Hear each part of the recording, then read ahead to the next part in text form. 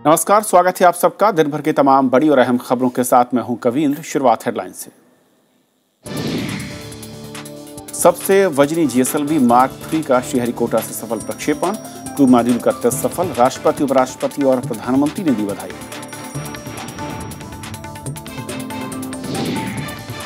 राज्यसभा में प्रधानमंत्री के बयान को लेकर चौथे दिन भी गतिरोध। सरकार ने ठुकराई विपक्ष की मांग। सत्र में अब सिर्फ 3 बैठकें शेष। मंत्रिमंडल से मंजूरी के बाद जीएसटी बिल को इसी सत्र में लाने की तैयारी। वित्त राज्य मंत्री ने कहा, लोकसभा में करेंगे पेश। आतंकवाद पर पाकिस्तान का दोहरा रवैया। 26/11 के मुंबई हमले के सरगना ज़कीउर रहमान लखवी को जमानत। ऊपरी अदालत में चुनौती देने की भारत की मांग।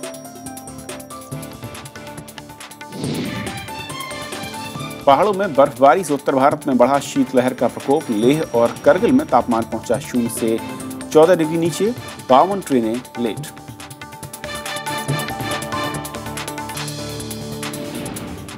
और आइए देखते हैं हमारी पहली खबर। इसरो ने आंध्र प्रदेश के श्रीहरिकोटा से अब तक के सबसे वजनी और अगली पीढ़ी के रॉकेट जीएसएलवी मार्क 3 का आज सफल प्रक्षेपण किया। और उसके साथ ही क्रू मॉड्यूल का भी टेस्ट सफल रहा, जिससे आने वाले दिनों में भारत भी लोगों को अंतरिक्ष भेज सकेगा। राष्ट्रपति, उपराष्ट्रपति और प्रधानमंत्री ने इस सफल प्रक्षेपण पर वैज्ञानिकों को बधाई दी है। मंगलयान की कामयाबी के बाद देश ने अंतरिक्ष में एक और छलांग लगाई। पूरी तरह से स्वदेश निर्मित रॉकेट जीएसएलवी मार्क 3 को इसरो ने सफलतापूर्वक लॉन्च किया।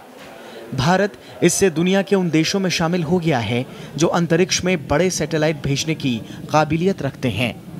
इस कामयाब परीक्षण की जानकारी इसरो निदेशक के राधाकृष्णन ने दी। The performance of the two solid stages S200 as well as the liquid core stage L110 was as expected. ISRO का दावा है कि अब तक का ये सबसे भारी रॉकेट है।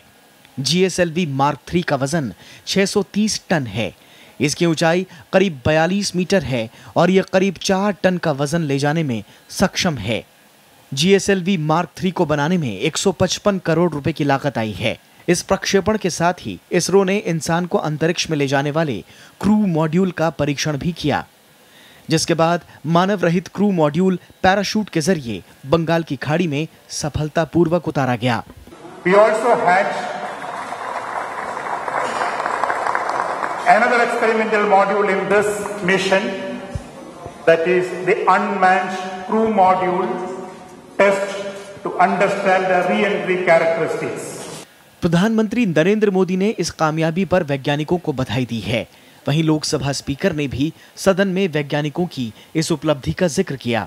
यह सभा भारतीय अंतरिक्ष अनुसंधान संगठन के वैज्ञानिकों और प्रौद्योगिकीविदों को समर्पित दल को इस मिशन को सफल बनाने पर अपनी बधाई देती है। इसी साल 5 जनवरी को जीएसएलवी D5 से GSAT-14 को भी सफलतापूर्वक लॉन्च किया गया था। अंतरिक्ष में इंसान को भेजने की काबिलियत फिलहाल सिर्फ रूस, अमेरिका और चीन के पास है। जीएसएलवी MK3 के प्रक्षेपण का मकसद INSAT-4 जैसे भारी संचार उपग्रहों के प्रक्षेपण में भारत को पूरी तरह से आत्मनिर्भर बनाना है। Bureau report, Rajya Sabha TV. और इस अहम मसले पर बातचीत करने के लिए हमारे साथ मौजूद हैं इस वक्त सीनियर फेलो IDSS से अजय लेले साहब। स्वागत है आपका। सबसे पहले तो MK3 लॉन्च जीएसएलवी का कितनी बड़ी, क्योंकि कहा जा रहा है कि ये भारत के लिहाज से अब हम दुनिया के चुनिंदा देशों में शुमार हो चुके हैं। मेरे विचार से ये ठीक नहीं होगा कि अभी से हम ये सक्सेस को मानना शुरू कर दें, क्योंकि अगर हम ये रॉकेट का परीक्षण देखें तो ये एक आधा हिस्से का परीक्षण हुआ है और वो सफलतापूर्वक हुआ है। अगर हम भारत के रॉकेट इतिहास को देखें तो जीएसएलवी रॉकेट्स हमें लगते हैं 4 टन या उससे ज़्यादा वेट के सैटेलाइट्स को आसमान में भेजने के, अंतरिक्ष में भेजने के लिए, लेकिन हमारे पास वो कैपेबिलिटी नहीं थी। हमने जीएसएलवी मार्क 1 और मार्क 2 के जरिए अराउंड 3 टन का प्रशिक्षण किया था। अभी हमें 4 टन से ऊपर करना है, तो उसके लिए हमें एक नया रॉकेट डेवलप करने की ज़रूरत थी। ये रॉकेट के 3 स्टेजेस होते हैं, एक लिक्विड स्टेज होता है, एक सॉलिड स्टेज होता है और क्रायोजेनिक स्टेज होता है। आज के परीक्षण में हमने क्रायोजेनिक स्टेज, क्योंकि वो अभी पूरा विकसित नहीं हुआ है, इसलिए पहले 2 स्टेजेस का, सॉलिड स्टेज और लिक्विड स्टेज का परीक्षण किया। और वो पहली बार हमने एक अलग कॉम्बिनेशन में किया, अलग उसका फॉर्मुलेशन भी था, इसलिए वो काफ़ी सक्सेसफुल हुआ है। लेकिन जब तक हम क्रायोजेनिक इंजन उसके साथ मैरी नहीं करेंगे और एक फुल टेस्ट नहीं करेंगे, तब तक हम ये नहीं कह पाएंगे कि हमारे पास 4 टन से ज़्यादा सैटेलाइट्स में अंतरिक्ष में भेजने की उपलब्धि है। लेकिन एक आधी उपलब्धि है, मैं बोलूँगा। आप कहें आधी उपलब्धि है, लेकिन 4 टन की क्षमता अगर हम हासिल कर लेते हैं, अगर हम इसको आप कहें कि 1-2 साल और आप कह रहे हैं कि वक्त लगेगा, कुछ और टेस्ट होंगे, उसके बाद मैं कहूँ कि दुनिया के टॉप 4, टॉप 5 में हम खड़े हो जाते हैं। और इससे पहले कि अगर उपलब्धियों को देखें, पिछले 2 साल में खासतौर पर इसरो की उपलब्धियों को देखें, बैक टू बैक हमें ऐसा लग रहा है कि बहुत तेज़ी के साथ आगे बढ़ रहे हैं। क्या आपको नहीं लग रहा है ऐसा? नहीं, बिल्कुल। इंडिया का स्पेस प्रोग्राम अगर हम देखें तो पिछले दशक में उसने काफ़ी भारी मात्रा में प्रगति की है। आज तक क्या होता था, हम खाली रिमोट सेंसिंग सैटेलाइट्स भेजते थे और वो भी 1 टन या 1.5 टन के। लेकिन हमने काफ़ी सफलतापूर्वक हमारा जो PSLV यान है, एक ही यान को हमने डिफरेंट फेजेस में यूज़ किया है, डिफरेंट उसके यूजेस किए हैं। सो हमने PSLV जैसे एक छोटे यान के जरिए मंगल का मिशन भी किया, मून का मिशन भी किया। ये बड़ी मात्रा में सक्सेस है। अभी हमें खाली ये देखना है कि हम हेवी सैटेलाइट्स को ऊपर भेज सकते हैं या नहीं, क्योंकि हमारा डिपेंडेंस आज जो है बेसिकली फ्रांस का एक एजेंसी है एरियन, उसके जरिए हम हमारे हेवी सैटेलाइट्स भेजते हैं। सो हमें वो डिपेंडेंस को कम करना पड़ेगा, क्योंकि काफ़ी मात्रा में हम वहाँ पैसे देते हैं। तो इंडिया ने अगर ये डेवलप किया तो खाली यही नहीं होगा कि इंडिया के पैसे जाना कम होगा, लेकिन हम एक इंटरनेशनल मार्केट का हिस्सा भी बन सकते हैं, क्योंकि कई सारे ऐसे छोटे कंट्रीज़ हैं जो अपना कम्युनिकेशन सैटेलाइट लॉन्च करना चाह रहे हैं। इंडिया का अगर हम जिक्र करें तो इंडिया का successful moon mission, Mars mission और इसरो के कई सारे प्रोग्राम्स के जरिए ये देखा गया है कि इंडिया एक reliable, dependable but at the same time cheap space power है। मैं इसी पर आने जा रहा था, क्योंकि मैं देख रहा था कि करीब 160 से 70 करोड़ रुपए की लागत बताया जा रहा है, और जबकि दुनिया के दूसरे देश हैं टॉप 3 जिनकी बात हो रही थी, वहाँ पर अगर इस तरह के आप प्रक्षेपण करते हैं तो 300, 400 या 500 करोड़ तक कॉस्ट आती है। बिल्कुल, हम आधे से कम हिस्से में परीक्षण कर सकते हैं, और ये हमने ऐसा नहीं है कि एक ही इसमें है, हमने ये लगातार प्रूव किया है। तो इसीलिए काफ़ी सारी कंट्रीज़ इंडिया की तरफ आकृष्ट हुई हैं। हमने अगर हम लो अर्थ ऑर्बिट की बात करें, जहाँ PSLV का यूज़ करते हैं, ऑलरेडी 40 देशों के लिए हम सैटेलाइट्स परीक्षित कर चुके हैं। सो काफ़ी सारे लोग हमारे पास इनफैक्ट एक कतार सी लगी हुई हैं कि इंडिया ने हमारा सैटेलाइट लॉन्च करना चाहिए, हमें हमारी कैपेबिलिटीज़ और बढ़ानी पड़ेंगी। और एक आम जन के लिहाज से, एक आम हिंदुस्तानी के लिहाज से मैं कहूँ कि जिस तरीके की उपलब्धि रही है पहले मंगल मिशन को लेकर, उसके बाद इस उपलब्धि को अगर देखा जाए तो क्या ये कहें कि अब वो दिन दूर नहीं कि जब आसमान में, यानी कि स्पेस में, मैं कहूँ कि भारत एक बड़ी महाशक्ति के तौर पर उभर कर सामने आने वाला है? मैं तो यही कहूँगा कि अभी हम ऑलरेडी उभर चुके हैं, क्योंकि चाइना ने भी मार्स पे मिशन नहीं किया था, तो एक हमारा एशिया का पहला कंट्री ऐसा है कि जो मार्स तक जा चुका है। लेकिन हमें 2-3 हिस्सों में इसको देखना पड़ेगा। कमर्शियली हम इतने अभी तक कॉन्फिडेंट नहीं हैं, क्योंकि हमारे पास GSLV की उपलब्धि नहीं है। जब हमारे पास GSLV की उपलब्धि हो जाएगी, तब मेरे विचार से हम बिल्कुल ही पहले 2 या 3 राष्ट्रों में गिने जाएंगे। और एक आप कहें कि जो इंटरनेशनल मार्केट है इसकी, उस पर एक बड़े हिस्से पर भारत के कब्जा करने की उम्मीद हो जाती है। बिल्कुल, क्योंकि हमारा वैसा ट्रैक रिकॉर्ड है, इसलिए कई सारे देश हमारी तरफ देख रहे हैं।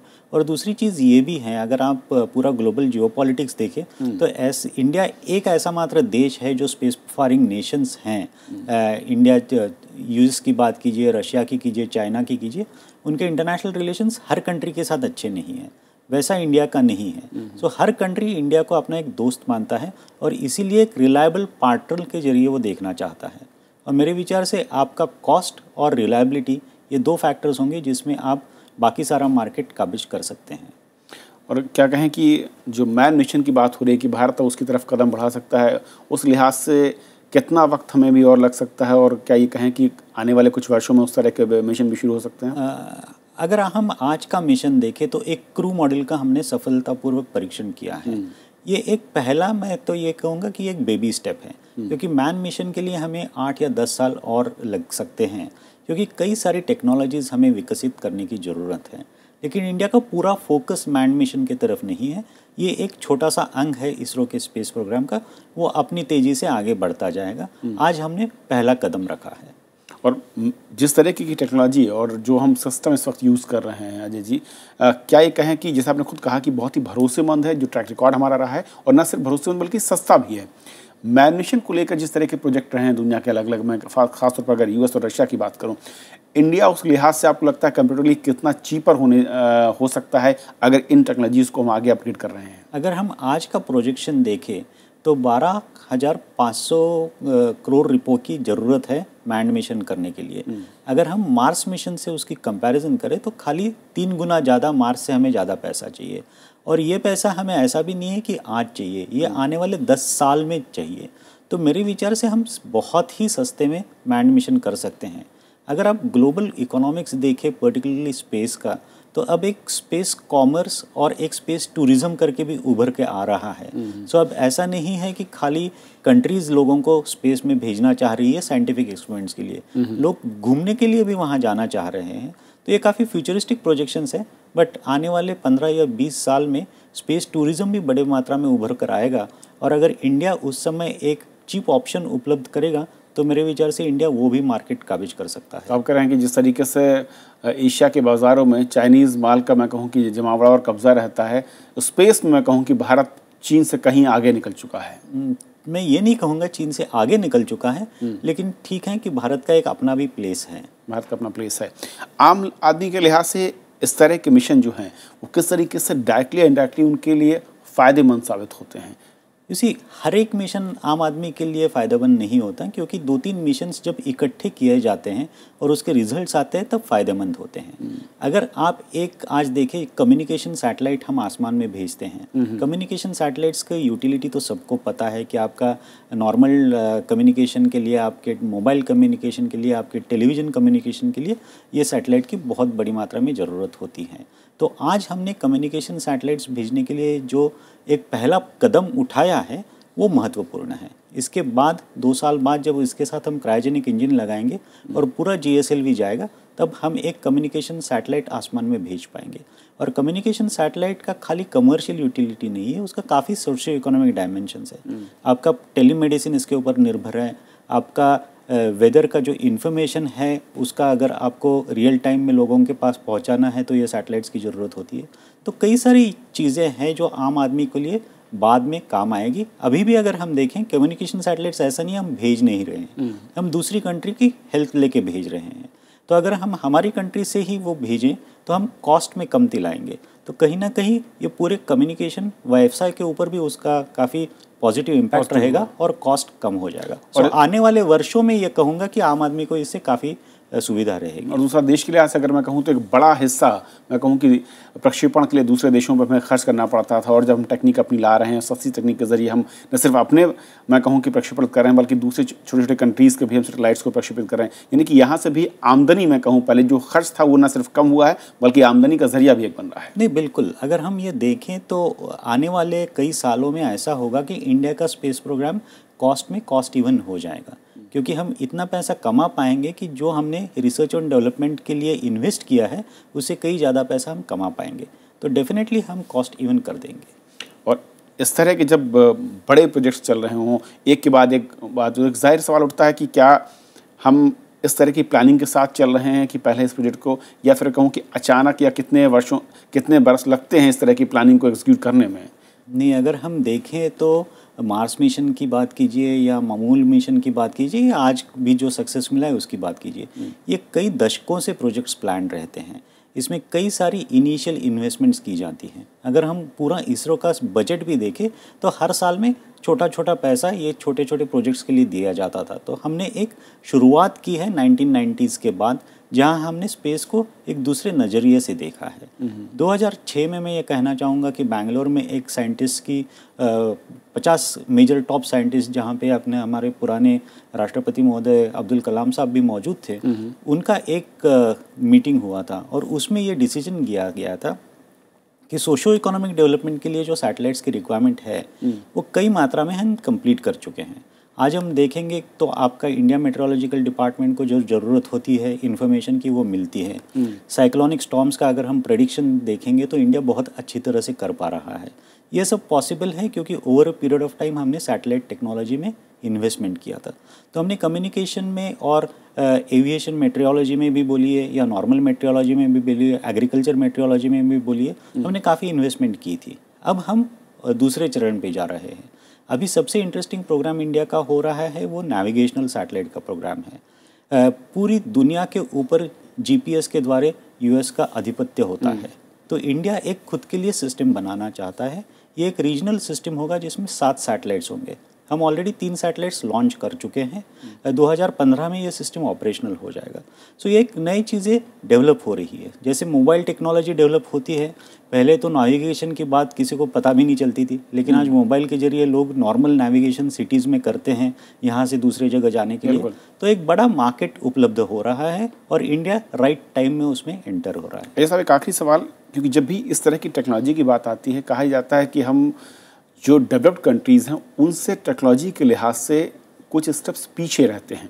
अगर मैं स्पेस टेक्नोलॉजी की बात करूं, रशिया या फिर अमेरिका या फ्रांस जैसे कंट्रीज़ जिस टेक्नोलॉजी के ज़रिए प्रक्षेपण करते हैं, क्या हम उसी के आधार पर आगे चल रहे हैं या अभी हमें कुछ स्टेप्स और पार करने हैं उनके बराबर खड़े होने में? मेरे विचार से उनके बराबर अगर हम कंपैरिजन करें तो हमें और काफ़ी कुछ करने की ज़रूरत है, लेकिन हमें ये देखना है कि स्पेस का महत्व हमारे कंट्री के लिए क्या है।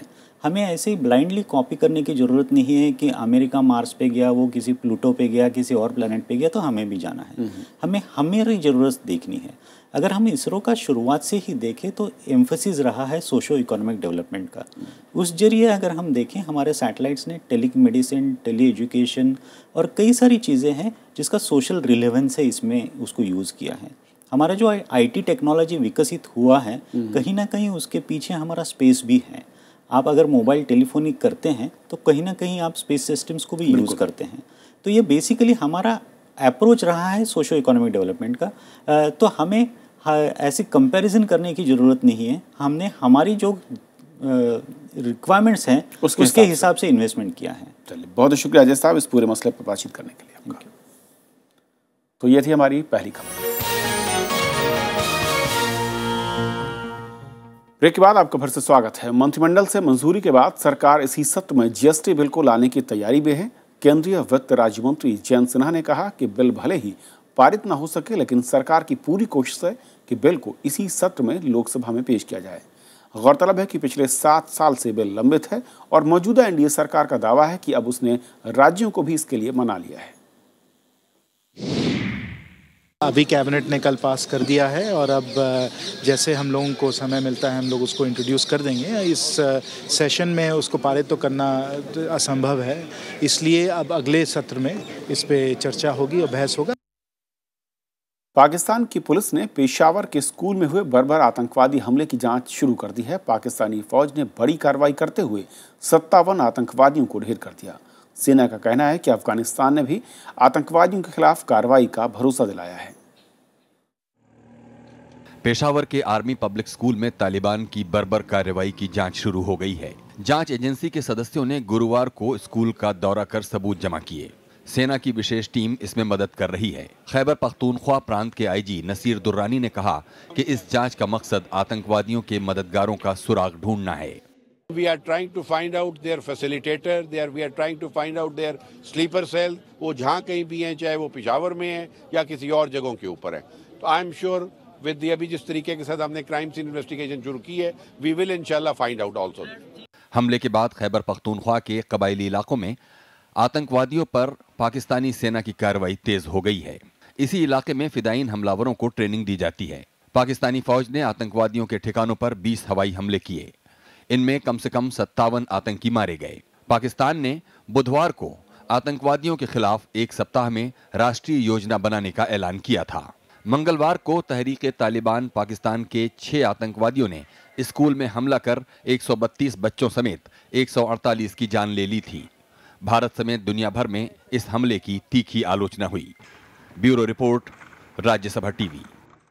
सुप्रीम कोर्ट ने मराठों को आरक्षण देने पर अंतरिम रोक वाले बॉम्बे हाई कोर्ट के फैसले के खिलाफ सुनवाई से इनकार कर दिया है। हाई कोर्ट के इस आदेश के खिलाफ महाराष्ट्र सरकार ने सुप्रीम कोर्ट में अपील की थी। सुप्रीम कोर्ट ने कहा कि हाई कोर्ट ने अंतरिम आदेश के तहत सरकार के फैसले पर रोक लगाई है और ऐसे में इस मामले पर हाई कोर्ट को सुनवाई करने के बाद फैसला लेना दिया जाए। इस साल विधानसभा चुनाव से 4 महीने पहले कांग्रेस NCP सरकार ने रिजर्वेशन देने का ऐलान किया था। दिल्ली की कड़कड़डूमा कोर्ट ने 1975 में तत्कालीन रेल मंत्री ललित नारायण मिश्रा की हत्या के 4 दोषियों को आजीवन कारावास की सजा सुनाई है। कोर्ट ने बिहार सरकार से ललित नारायण मिश्रा और धमाके में मारे गए 2 अन्य लोगों के वारिसों को 5-5 लाख रुपए का मुआवजा देने का भी आदेश दिया। 39 साल पहले 1975 में तत्कालीन रेल मंत्री ललित नारायण मिश्रा की हत्या के 4 दोषियों को कड़कड़डूमा कोर्ट ने उम्र कैद की सजा सुनाई। बिहार के समस्तीपुर रेलवे स्टेशन के पास 2 जनवरी 1975 को एक कार्यक्रम के दौरान बम धमाके में पूर्व रेल मंत्री ललित नारायण मिश्रा गंभीर रूप से घायल हो गए थे, जिसके एक दिन बाद उनकी अस्पताल में मौत हो गई थी। अलग अलग सेक्शंस में अलग अलग सजाएं सुझाई गई हैं, लेकिन सारी सजाएं एक साथ चलेंगी। इसका मतलब ये हुआ कि कुल मिलाकर चारों को जीवन कारावास की सजा सुनाई। सीबीआई ने पटना में 1 नवंबर 1977 को मामले की चार्जशीट दायर की थी। 1979 में सुप्रीम कोर्ट ने मामले को दिल्ली की कड़कड़डूमा अदालत में ट्रांसफर कर दिया था। कोर्ट के इस फैसले पर ललित नारायण मिश्रा के परिवार वालों ने निराशा जाहिर की है। आनंद मार्गी संगठन ने भी नाखुशी जताते हुए ऊपरी अदालत में इस फैसले को चुनौती देने की बात कही है। प्रोसिक्यूशन एजेंसी इसी बात का जवाब दे पाएंगे कि इतना लंबा केस इसको नहीं खींचना चाहिए था। 40 साल किसी भी केस के लिए बहुत ही लंबा होता है। ये मेन अक्यूज नहीं थे, ये हमारा शुरुआत से मानना रहा है, ये मेन अक्यूज इस मैटर में नहीं थे। हमें न्यायालय पर हमें काफ़ी भरोसा है। नीचे से गलतियां होती हैं, प्रेशर्स हो जाते हैं, उस प्रेशर्स में रूलिंग आई है। हम लोग जाएंगे, हाई कोर्ट में जाएंगे। विशेष अदालत ने सभी आरोपियों को आईपीसी की धारा 302, 326, 324 और 120B समेत कई प्रावधानों के तहत दोषी मानते हुए सजा सुनाई है। विपिन चौहान, राज्यसभा टीवी। 54 साल के एक दूसरे के कट्टर विरोधी रहे अमेरिका और क्यूबा ने दोस्ती की नई पहल की है। दोनों देशों ने राजनयिक रिश्ते स्थापित करने का फैसला किया है। अमेरिका ने क्यूबा पर लगी कारोबारी और यात्रा संबंधी पाबंदियां हटाने का फैसला किया है। अमेरिका और क्यूबा के रिश्तों में गर्मजोशी भारत के लिए बेहद फायदेमंद है। बराक ओबामा भविष्य में क्यूबा की यात्रा भी कर सकते हैं। 16 साल से अमेरिका की जेल में बंद क्यूबा के 3 नागरिकों की देश वापसी दोनों देशों के रिश्तों में नई शुरुआत है। अमेरिका के इस कदम के जवाब में क्यूबा ने भी 5 साल से जेल में बंद अमेरिकी नागरिक एलन ग्रास को रिहा किया। राष्ट्रपति बराक ओबामा की क्यूबा के राष्ट्रपति राउल कास्त्रो से टेलीफोन पर की गई बातचीत के बाद रिश्तों को सामान्य बनाने का फैसला हुआ। दोनों देशों ने अपने अपने दूतावास खोलने का भी ऐलान किया है। Forward, the United States will reestablish an embassy in Havana, and high-ranking officials will visit Cuba, where we can advance shared interests. Al reconocer que tenemos profundas diferencias, fundamentalmente en materia de soberanía nacional. America के राष्ट्रपति Barack Obama ने Cuba के साथ रिश्तों को एक नए अध्याय की संज्ञा दी है। हालांकि क्यूबा पर लगे कई तरह के अमेरिकी प्रतिबंध पूरी तरह से खत्म नहीं किए गए हैं, लेकिन व्हाइट हाउस के मुताबिक अगर क्यूबा अपनी नीतियों में बदलाव लाता है तो बाकी प्रतिबंधों को हटाया भी जा सकता है। This news is very positive. Normalize their bilateral relations. In that regard, I heartily welcome today's development. America Cuba के बीच रिश्तों की बहाली का भारत ने भी स्वागत किया है। 1959 की क्रांति के बाद क्यूबा को मान्यता देने वाले शुरुआती देशों में भारत भी शामिल रहा है और क्यूबा पर अमेरिकी प्रतिबंध हटाने के लिए भारत संयुक्त राष्ट्र में पैरोकारी भी करता रहा है। बहरहाल दोनों देश कूटनीतिक संबंध बहाल करने को राजी हो गए हैं, लेकिन 50 सालों से चले आ रहे मतभेद के खत्म होने में वक्त लग सकता है। क्यूबा पर लगी आर्थिक पाबंदियों को खत्म करने के लिए उन्हें अमेरिकी कांग्रेस का समर्थन हासिल करना आसान नहीं होगा। Bureau report, Rajya Sabha TV. Brisbane test के दूसरे दिन का खेल खत्म होने तक ऑस्ट्रेलिया ने 4 विकेट के नुकसान पर 221 रन बना लिए हैं और इससे पहले टीम इंडिया 408 रन बनाकर ऑल आउट हो गई। ब्रिस्बेन टेस्ट के दूसरे दिन ऑस्ट्रेलिया ने भारत को 408 रनों की पहली पारी के जवाब में 4 विकेट खोकर 221 रन बनाए।